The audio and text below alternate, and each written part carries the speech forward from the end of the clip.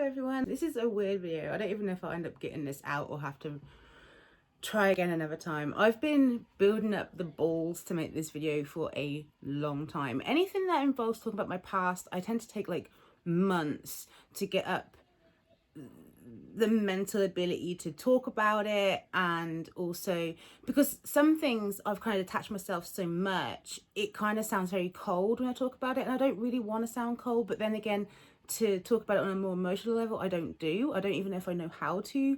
So yeah, so I'm trying to take things easy and trying to find, well, easier, and trying to find things I can find a bit easier to talk about. But even then, like I say, this is something that's kind of minor, but this is the most disgusting book I've ever read in my life, and it's one of the very first books I ever read. So this is a Jehovah's Witness propaganda book.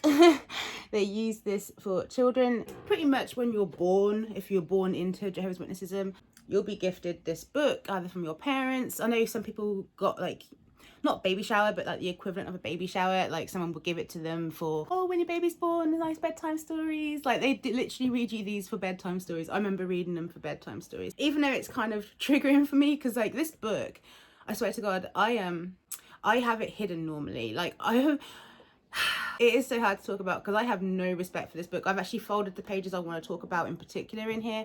I have no respect for this book. This is my old book from when I was a kid, and I hide it though, but I can't seem to get rid of it. It's really weird. The brainwashing they do to you is tough, and I think some of it is like, it was traumatic, but at the same time, because you are kind of always read it from like a really young child, so you're kind of conditioned anyway, there is a certain amount of comfort that comes from it. Something about the cover, like, still to this day kind of makes me feel a certain kind of way, like a cozy way.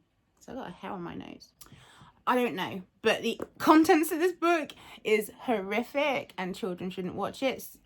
Children shouldn't read it. That's who it's intended for. It's basically Bible stories, some of the ones that you're going to know and some that you might not know.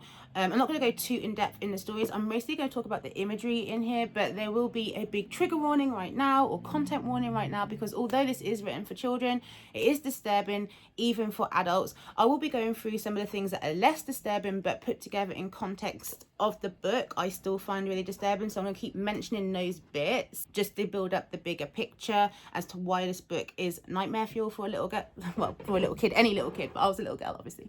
Yeah, this book has harsh memories, and I did actually get this out about 2 weeks ago to have a look. I dug it out, had it really hidden. It's one of those things, like I said in a video a couple of days ago about makeup, how I had this counterfeit copy of Jungle Book as a child, and I just grew to hate it because it was fake, and I realised, and I was kind of scared of it, so I would wrap it up in a bag. I always relate to Joey putting books in the freezer. I can't even remember what I was saying there. But oh yes, I got it out and I started having a look for it, and I ended up doing a little Instagram story in the end. If you want to follow me on Instagram, my name is @r_c_chick.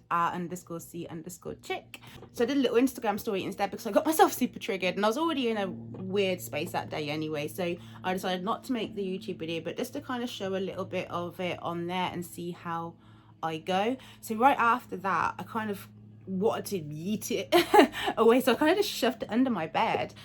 And then for like the next 3 days, I could not understand why my cats, Trixie and Kiro, they were both like scratching at the under of my bed. They never do that. And I'm like, what are you doing? Why are you being so weird? And then I realized it's the book. As soon as I pulled it out, they kind of went nuts wanting to sniff it. So I don't know, this book's pure evil. My cats hate it. So anyway, it's enough babbling. Oh my God, I'm sorry. I am going to start getting into this. I hope I can do it in one video, but this might end up being a two-parter. The book actually does progressively get worse, but they do get into the nasty stuff pretty early on. So I'm going to pretty much just show you as I flick through, but anything that I think is worthy of a closer look, I will then show you a different angle. So here is the hardback version. There is another version. I did have that as well. I don't know why Mum bought it for me, or didn't buy it. You kind of like just get the books. She got it for me when I was quite late on, and I preferred the yellow book cover anyway. It was kind of required to read this as a child, and like I say, you do get read it as bedtimes, or you'll just get told, you know, go read your Bible, my book of Bible stories, and then there are some stories in here that you do end up liking, and like I say, you're conditioned because you've always read it, you've not really known anything else, it's always been normal. And even to this point, I've been concerned about making this video because there might be bits I skip over that I don't find that disturbing because I'm just so used to seeing these images. But there are some that I just cannot get rid of the images. That I can't get the images out of my brain. Like, they are burned in there, and I'm excited to show you those ones because I really want to out Jehovah's Witnesses. Whenever I get a chance to, I do, and I talk smack about them. They ruin my life, so I want to make sure that people know that, and that I'm not the only child. There are millions, I'm sure, of little kids, and they rely on the little kids. Because it's harder to brainwash an adult who's already lived a normal life, whereas once you've brainwashed an adult who's vulnerable and then they can have babies, then those babies know nothing else. So this is what you're given. I'm gonna get past the title pages. This is a really old book. This is like the one from the 70s. I don't know, there is still something, like, the artwork is good, it's just there's no reason to show a baby, a toddler, or any small child, like maybe a teenager, but by this point, like, the way the book is written, it's written for like smaller kids, so it's easily digestible, so that they can understand, which makes it kind of worse. Because if you're reading the Bible, I remember when I read the Bible when I was a kid, I wouldn't often understand. It was only when I read these books or the other books they made, like, I've got rid of most of the other books, but there is this article that I kept. My mum gave it to me as a kid for me to read about me not having an abortion, and oh my god, it is so triggering. Like I say, this video is going to have a lot of triggering themes in it, so if you're not comfortable with that, you might want to exit out, because the Bible isn't pretty, and it isn't modern. It's really old, brutal stuff, and modern people still believe it, and they have to try and tidy it up somehow, and it's just not nice either. It's not pretty. And so yeah, I want to cover that leaflet. Let me know if you want me to. It's really disturbing. It's called A Diary of an Unborn Child, and yeah, it's not nice, and it's just so manipulative. It's just disgusting. And the fact that my mum gave it to me as a child, like, she was so happy as well. She said that she had to I had to look after it because a while back she'd read it and then she didn't know where the magazine was. I think it was a Watchtower, and she had to reorder it, and it took ages for her to get a hold of it or something. So I'm just like, she really wanted me to get that message. I'm gonna skip over all of this stuff. Adam and Eve, blah blah blah blah blah. But there's like some rubbish as well from people online. Like, this book is disturbing enough. Jehovah's Witnesses are disturbing enough. And then they're trying to be like, oh, if you turn this page upside down and then duplicate it and then zoom in and like and cross them over or whatever, there's some kind of message. It's like, no, it's bad enough. You don't have to like kind of elaborate and make up shit. Like, it's just not needed. So first real page of disturbance is Cain and Abel's story. If you don't know it, they are the sons of Adam and Eve. Cain ends up killing his brother Abel, and this picture, I mean, you're not seeing any graphic violence, but there is graphic blood. And as a kid, yeah, that someone's got their head smashed open, you understand that. And then his brother, and the fact that it's his brother, so if you're a kid who's got siblings, it hits home a little bit more. Would my brother do that to me? Would I do that to him? I remember when I was a kid, there were several things that happened, like, I would watch or see, and I think, could I do that? Like, do you just do these things? Like, they kind of, violence is so prevalent within the Bible, and it just seems to come out of nowhere. For a while, I just thought that could happen to people, you know? This is just a messed up story about this guy who's like super duper old. I can't remember his name. Is it Enoch? I can't remember his name. Yeah, Enoch. It is Enoch. He's like nearly 1,000 years old, and it's just like, you remember asking as a kid, like, how can he be 1,000 years old? And they'd be like, oh, well, they were more close to perfection back then because they were closer to Adam and Eve. And it's like, still don't make much sense. But anyway, again, more imagery of death. Sure, they've made this one black and white, but within the context of the book, you're going to see a lot of images of death, pain, fear, things like that. And collectively, it just makes this book really disgusting. Like, when I was going through and folding the pages, I thought it was actually going to be more sparse than this. I actually thought there was less disturbing content in there. But I was trying to look at it through a modern view and someone who isn't a Jehovah's Witness or wasn't raised a Jehovah's Witness. And would they give these images to their kids? So as a mum now, I'm trying to think, would I ever show my kids any of these pictures? And so that's how I marked the pages down myself to go through this video. And yeah, like, pretty much it's page after page after page. There's something on there that's just not really child appropriate. Yeah, so we got like this death situation here. Now this is one of my nightmare fuel pages as a kid. This is one of the ones that's singed into my brain. Now, if you don't know this story, this is the story of angels that had come down to earth, and they ended up having the naughty time with the ladies of earth because they're too goddamn sexy. They couldn't help themselves, could they? So God ended up punishing them. So I mean, just that in itself, like why are you putting it this close into the book for tiny kids about giants having sex with women? Like, it's just not appropriate. They end up being like cursed or damned by God, and they turn all kinds of brutal and vicious. And just these images of the faces of fear and anger, these are the images that have never left my brain. Her face. Then we got the bullshit Noah's Ark and the flood. But this one is a page I wanted to show you because it's just more of devastation. You got this mum holding her baby who's gonna die. This woman is like trying to crawl for her life. It's the desperation they really did get across in their pictures. Like, you can feel that, like, especially as a kid, it just seems so real. And the fear on even the animals' faces, it's just sad. I wouldn't show this to my kids. But look at that as well. Like, the mammoths died then. That's when the mammoths died. Shouldn't take the mickey out of these people. It's their faith. That goes for all Christians, by the way. I don't discriminate. If you believe dumb stuff like this, I don't know what to tell you. I mean, I was 12 when I completely figured it out. So if you're grown up and you believe in it, I'm sorry that I think you're a little bit on the simple side. More animals being burnt alive. Well, I guess not alive, but it probably was. But yeah, burning of an animal corpse. So I'm going to skip over a lot of the book. I'm just going to go to the ones that I bookmarked. Another one that I remember vividly, just the idea of this picture of the dad about to cut his son's throat. I don't know, it just disturbed me. Obviously he doesn't do it in this story, but it's still, I don't know, it's hard. It's hard to deal with as a kid, to think about your parent trying to kill you like that because God told them to. Because especially if you're told as a kid, you got to do what God says. Like, you're being brainwashed to be like these people. These are considered the good people. So you think, well, what if God does ask my mum to kill me? It's the right thing to do. She should kill me. Oh, one of my favorites. I actually loved this page as a kid. I actually loved this story as a kid, but it's one that's also stuck with me, and obviously as I get older you just kind of think about it and how messed up it is. But there's Lot's wife turning into a pillar of salt because she looked back at all the sin, and him and his daughters. Now, a bit they like to leave out of all the Christian Bibles is what happens afterwards, where trigger warning, content warning, whatever, Lot's daughters Lot, and they both get pregnant at the exact same time because that's how science works in women's bodies and men's bodies, getting them really, really blackout drunk so your daughters can word you and get pregnant. And God was super chuffed about it afterwards, by the way, as well. It's like, it wasn't told as a bad part of the Bible. If you read the Bible, it's not a bad thing, it's a good thing. But obviously modern days now, they're like, let's just hide that bit, let's just like skip over it. And they do, they literally skip over it. You have to go to the source for that one. Or I know actually there's a few good channels that talk about religion. I'll try and put links in the description if you want to go find them.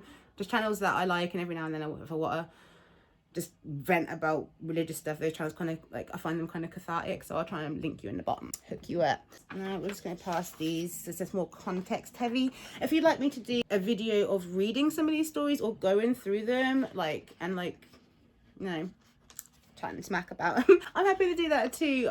It might take me a while. Just let me know if you want that, or if there's any stories that you know of that you would like me to go through and read them and how it's put to kids. Here's just like not a very nice picture of a man with like boils or some kind of sores. I think it's boils. It's Job, isn't it? Yeah, Job is faithful to God. I can't remember what he had, but it don't look nice. I'm actually like looking at these pages now. I feel like I could have like marked a few more of these just for the expressions of fear and anger and stuff in some of these.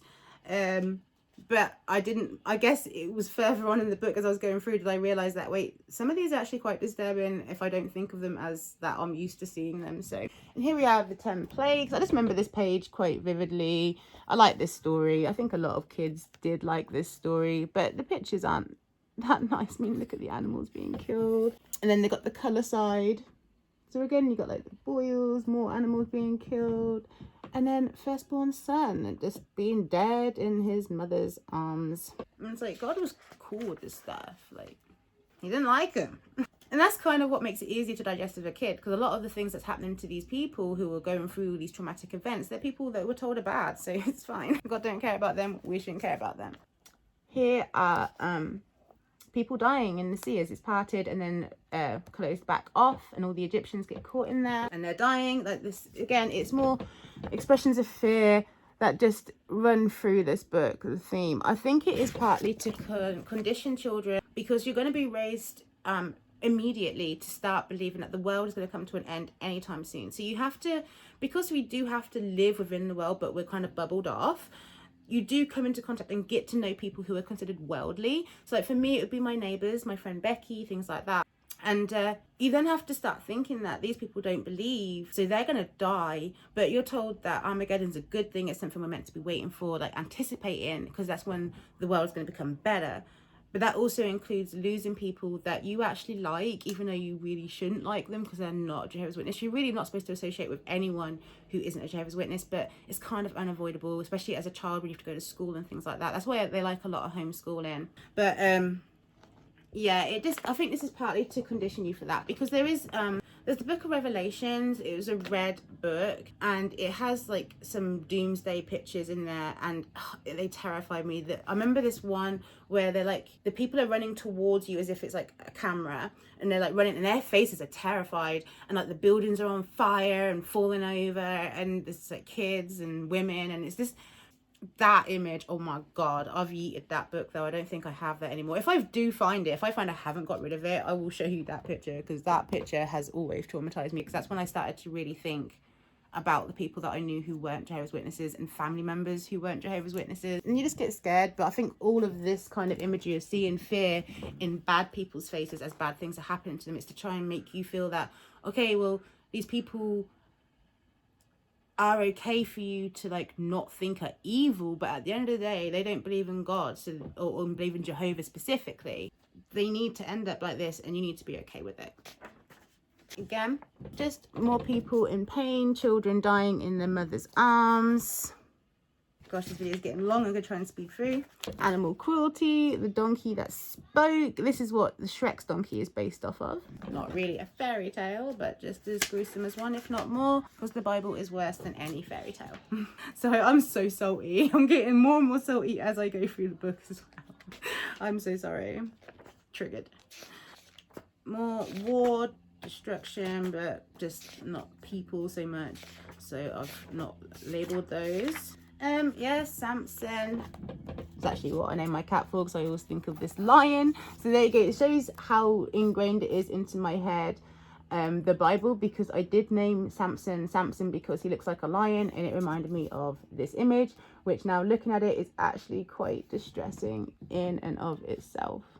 But the reason why I bookmarked the page was for this image down here of all the people's fear. Again, like I say, it's not like highly gruesome or graphic. There are more gruesome and graphic pictures, but it's more of the contextualized, this is for a kid's book, and almost every other page there's people in severe distress. More animal abuse. Bear has a big hole in its head and it's bleeding from it. Like I said, I'm going to try not to go too in depth in some of the stories, but sometimes it's a bit hard not to want to just vent, because this one I knew was coming up. Wise King Solomon. It's another page that fascinated me as a kid, but I hated the look of the baby's face. But this is the story where Wise King Solomon, two ladies had a baby at the same time. One woman's baby died, so she swaps her baby with the other lady's baby. And the other lady wakes up and realizes that the dead baby next to her isn't her baby. So King Solomon, who's apparently really wise, says to his guards to cut the baby in half and give half to one lady and half to the other lady. And the real mum says, no, don't do it, just give it to her, because she'd rather have the baby be alive and not with her than have the baby dead. So then King Solomon knew it was her baby all along. Yeah, still really, really cruel and traumatizing and wicked to read and absorb.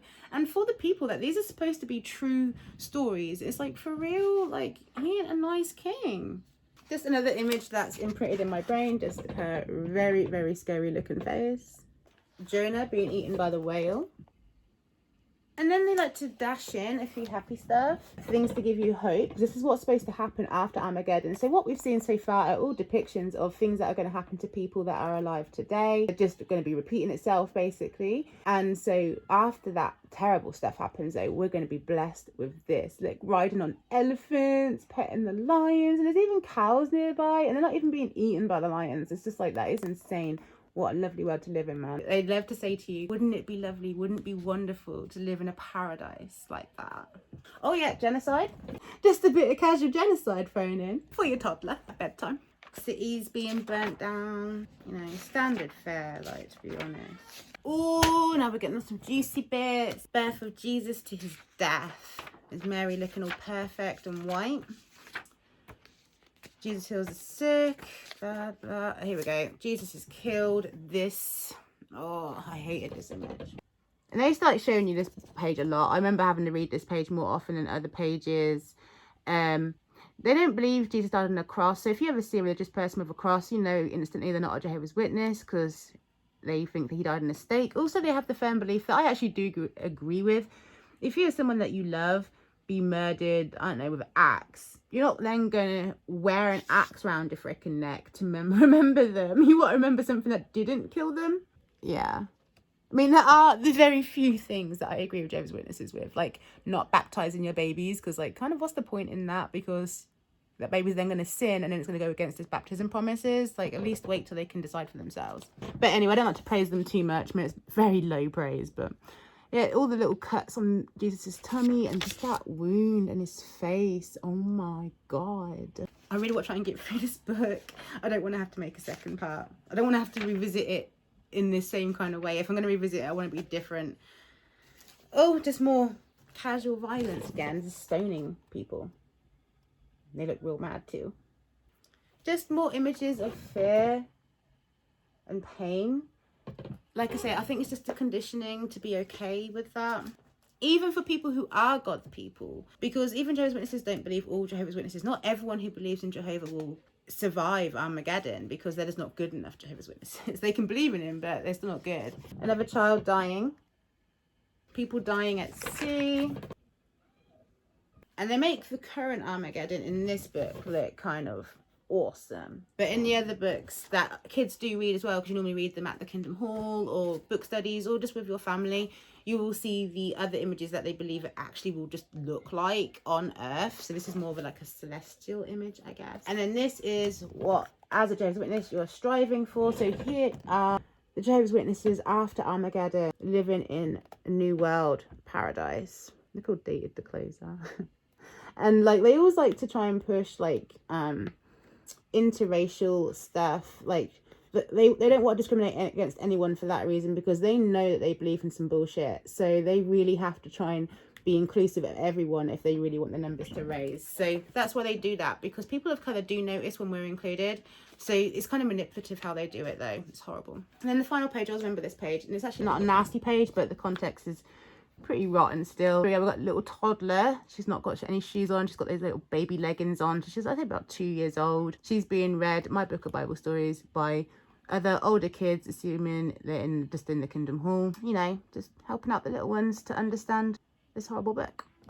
So yeah, that was tough. I want to have a smoke now, because I just feel very, very stressed. But I really wanted to get that done, and I actually feel kind of good for doing it, because I have wanted to do it for so long. Like I always want to talk about trauma and rotten things in my life, because I feel like I've been made to bottle it all up for so long, and I've told very few people, and I honestly don't feel like I know how to talk properly about it. It's almost as if I'm talking about someone else half the time, and I just feel like I really wanted to try and use my YouTube channel to try and talk about some of that stuff, but finding it really hard. But this is a start. This is definitely a start, because it's something that's definitely been I've been like apprehensive about, so, and anxious about doing. So it's done now. Now I just got to watch myself back for hours to edit it, but I'm sure it'll be fine. I'm sure it'll be fine. Anyway, if you like this video, please give me a like, maybe subscribe. This channel isn't really based on anything, just things that I find interesting,